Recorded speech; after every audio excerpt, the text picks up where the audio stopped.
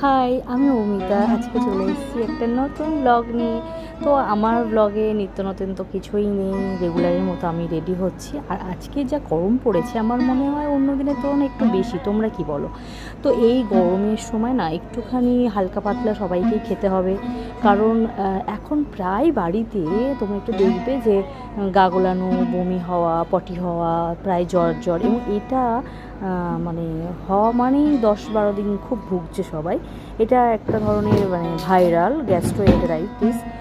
তো এটার জন্য কি করতে হবে, অবশ্যই বেশি করে জল খেতে হবে, এবং পারলে ওআরএস জল খেলে খুবই ভালো।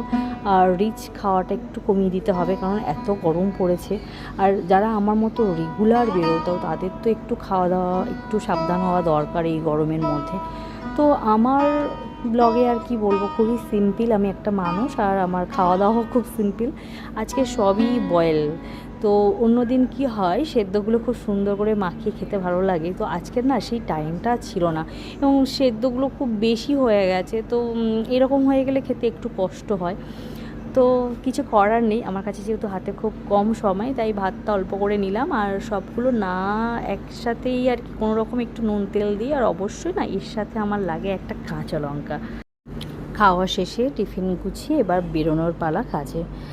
জানো তো, আমি যখন রোজ বেরোই তখন আমাদের একটা জায়গা আছে যেখানে ভোটের জন্য সিআরপিএফরা ডিউটি করছে, এবং রেগুলার আমি দেখি সিআরপিএফে যে সমস্ত মহিলারা আছেন, সকাল 10টার সময় আমি যখন অফিসে আসি তখন দেখছি রাইফেল নিয়ে রোদের মধ্যে ডিউটি করছে, আবার যখন রাত 7টা-8টা যখনই ফিরি না কেন তখনও দেখছি ডিউটি করছে। আমি জানি না ওনাদের টাইমটা কী আছে।